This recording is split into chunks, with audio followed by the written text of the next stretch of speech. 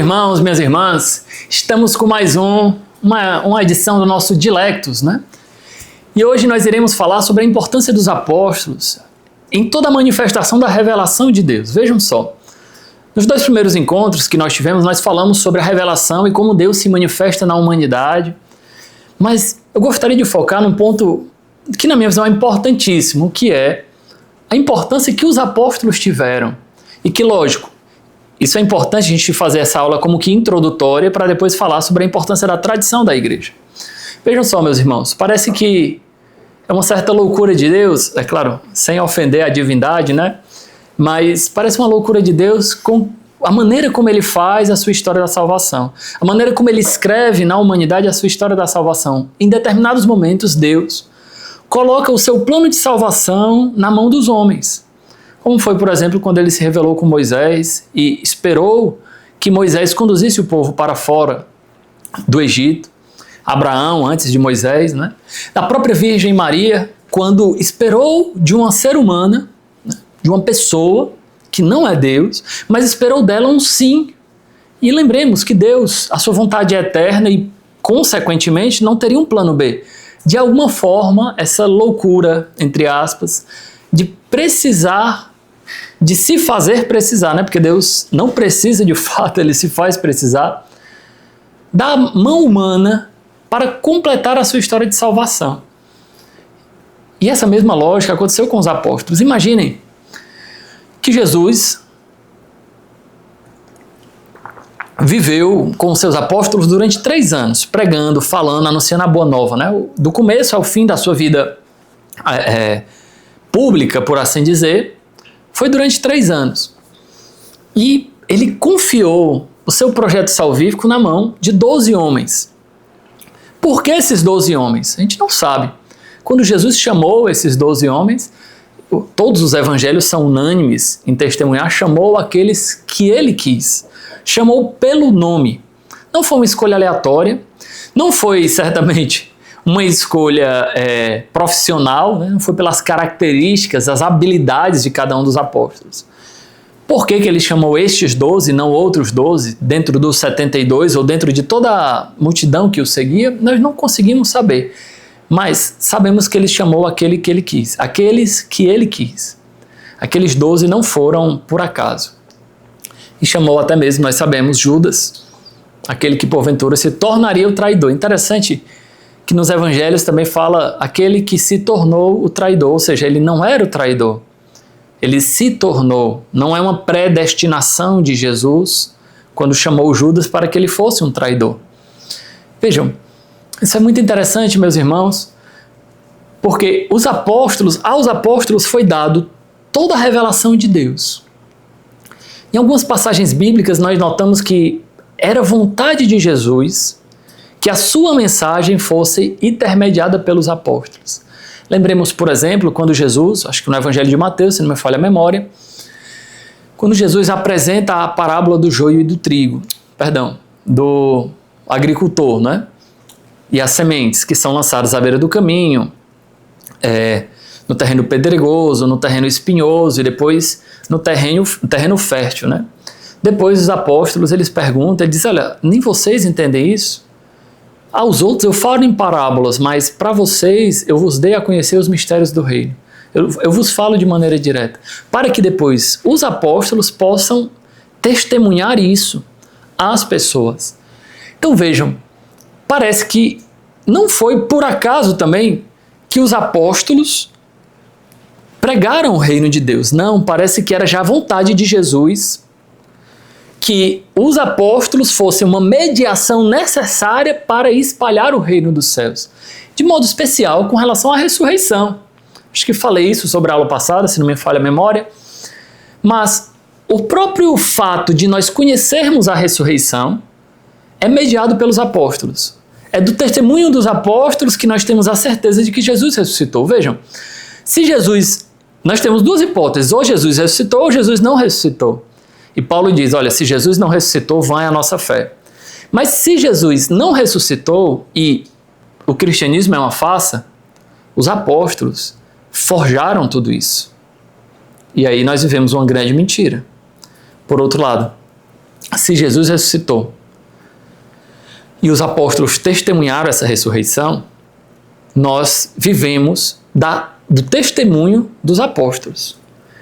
Nas duas situações, nós não temos o corpo de Jesus. Porque se foi uma farsa, os apóstolos deram um jeito de se desfazer do corpo de Jesus. E se foi verdade, o corpo de Jesus já não está mais na terra. Porque nós cremos que ele foi elevado aos céus, assim como os apóstolos testemunharam que viram. Então, qual é o ponto final nessa discussão?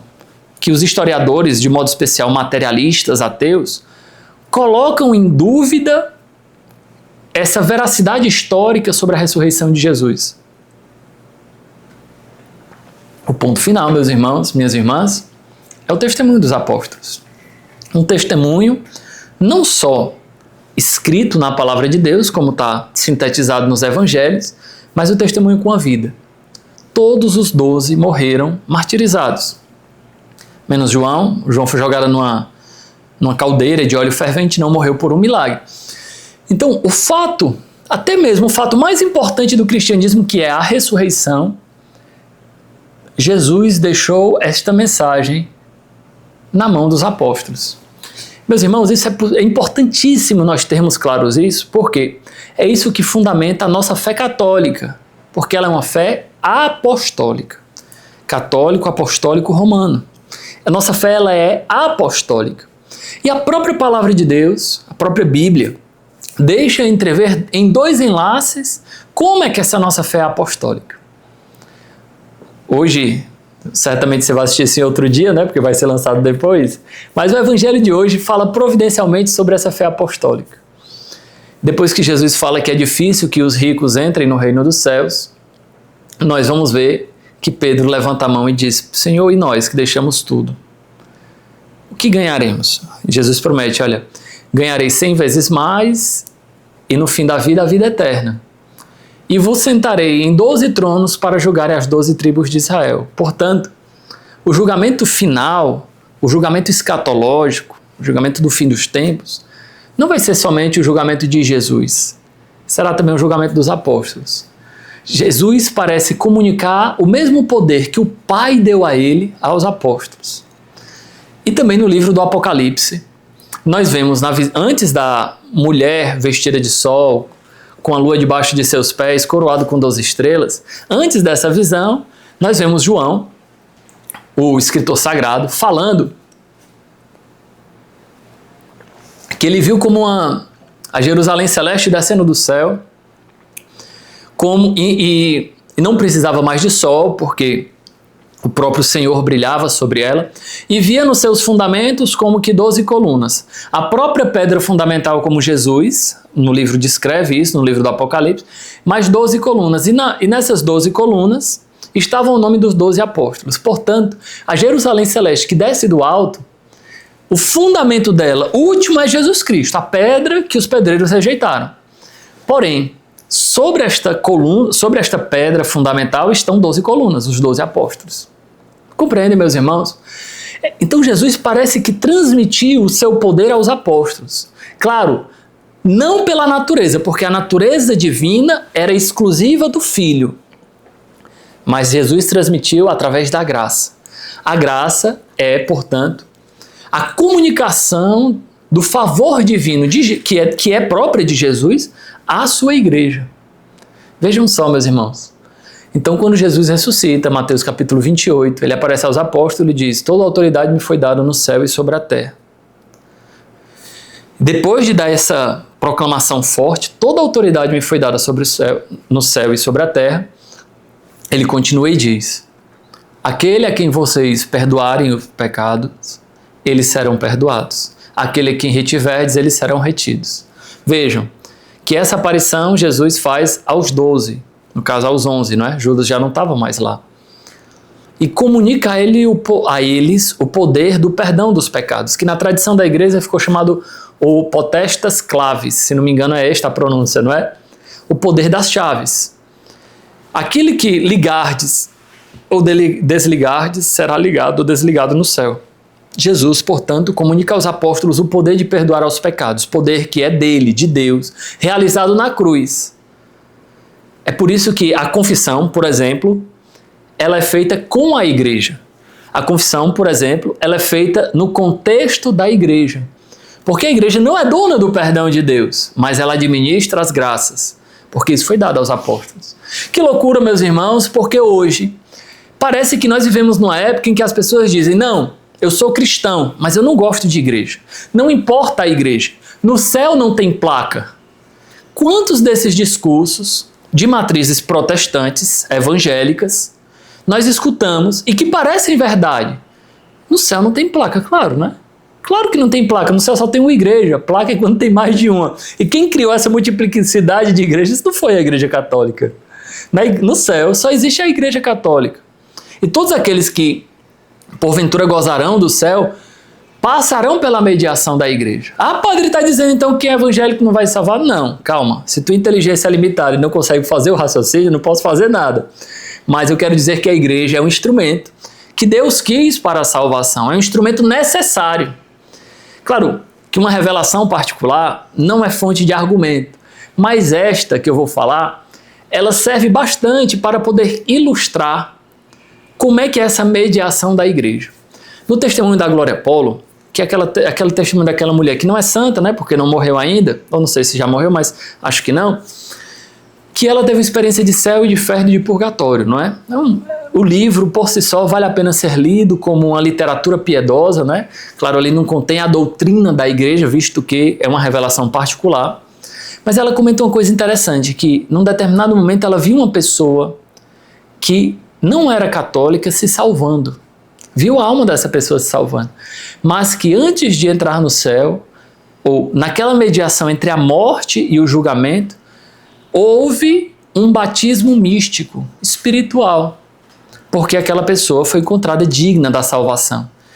Vejam só, como eu falei, isso é uma revelação particular, não é fonte de doutrina. Tudo bem, mas ilustra esta afirmação da doutrina que explica que sine ecclesiam nulla salus, sem a igreja não há salvação. Ou seja, mesmo uma pessoa que nunca teve contato com a igreja, mas que vivia a moralidade, né, natural, por assim dizer, e buscava o bem de todo o coração, houve um batismo místico, ou seja, houve uma mediação da igreja.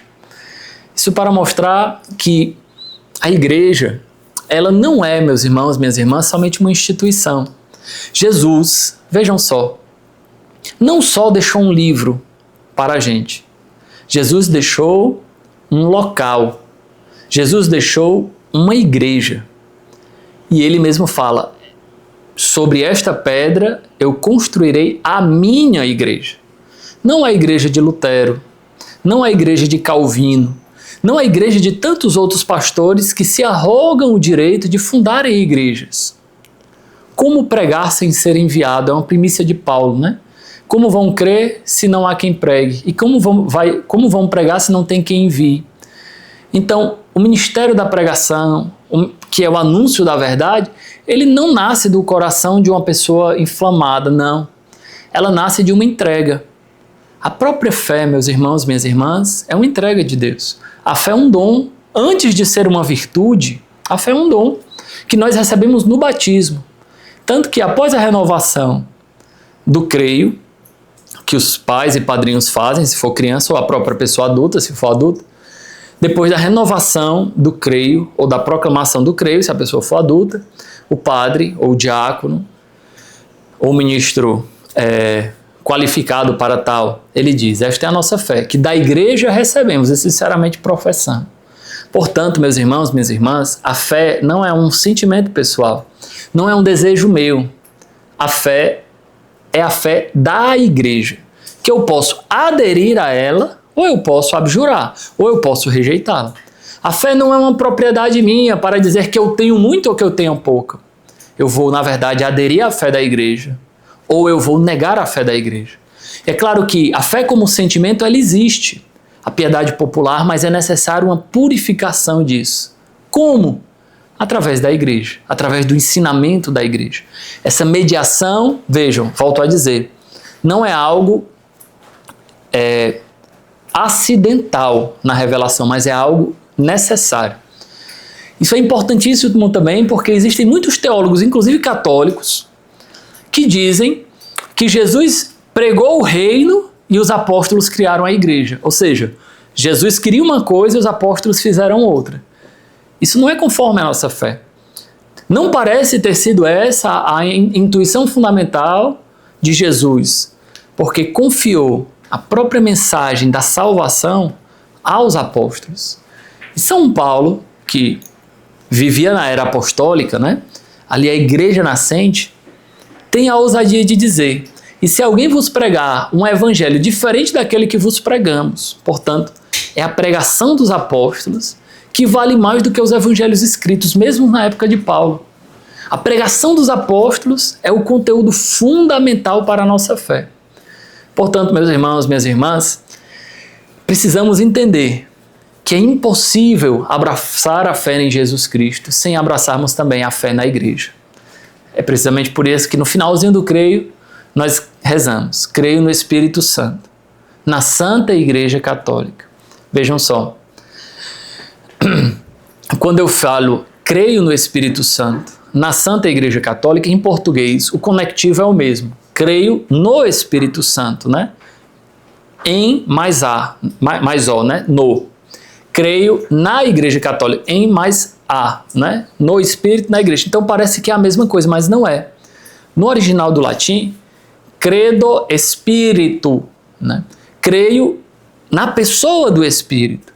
E quando vai dizer credo in ecclesiam, ou seja, eu creio, o Espírito Santo é o objeto da fé, né? Creio em Deus Pai Todo-Poderoso, o objeto da fé, que em seu Filho Jesus Cristo é o objeto da fé, acresce no Pai, no Filho, no finalzinho, no Espírito Santo, é o objeto da fé, é o foco, é a meta da fé. Quando eu digo credo in ecclesiam, eu estou dizendo que eu creio dentro da igreja, com a igreja. Então, no latim existe uma grande diferença das duas coisas. A igreja não é o objeto da nossa fé, mas ela é um instrumento. Creio dentro da igreja, junto com a igreja. Aquilo mesmo que a igreja crê, eu creio. É esse o sentido da palavra amém também. Quando nós respondemos amém nas orações litúrgicas, é como se houvesse uma adesão da minha inteligência, da minha vontade com aquilo que está sendo professado pela igreja. Então, quando nós rezamos, nós não rezamos só, nós rezamos com toda a igreja, dentro, inserido desse corpo místico de Cristo. E vejamos, o corpo é uma parte integrante do ser. Por isso que Paulo fala que Jesus é a cabeça e a igreja é o corpo. Então, quando Jesus, e é uma passagem que os protestantes amam jogar na nossa cara, eu sou o caminho, a verdade e a vida. Ninguém vai ao Pai a não ser por mim. Então não precisa dos santos. Claro, numa interpretação exclusivista, Jesus está falando só dele enquanto cabeça. Porém, o magistério da igreja sempre pareceu intuir que esta fala de Jesus era uma fala inclusivista. Ninguém vai ao Pai a não ser por mim. Ou seja, Jesus, cabeça e corpo. Como diria Santo Agostinho, Christus totus. O Cristo total, não só a cabeça, mas o corpo também. Portanto, quando eu recorro a um santo que é membro da igreja, eu estou recorrendo, como ele é membro de Cristo, ele é Cristo também. Ele é parte integrante do corpo de Cristo. E como já está morto, gozando na alegria celeste, isso já é comprovado pela igreja que ele está no céu, visto que já não tem mais vicissitudes humanas, não tem mais pecados, visto que sua caminhada na terra terminou, posso dizer integralmente que aquele santo é um sinal de Jesus ressuscitado. Aquele santo é um membro efetivo do corpo de Cristo integralmente. Portanto, quando eu vou a um santo, eu vou a Cristo. É em Cristo que eu estou indo. Essa mediação do Cristo todo, do corpo inteiro de Cristo, é o que fundamenta o que nós chamamos de intercessão dos santos. Portanto, fique muito claro, meu irmão, minha irmã, nesta aula de hoje, nessa pequena catequese, que a mediação da igreja ela é fundamental para a vida na fé. E em nome da igreja eu te abençoo, você que irá assistir, e para que essa catequese, esta aula, seja de proveito espiritual para ti. Em nome do Pai, do Filho e do Espírito Santo. Amém.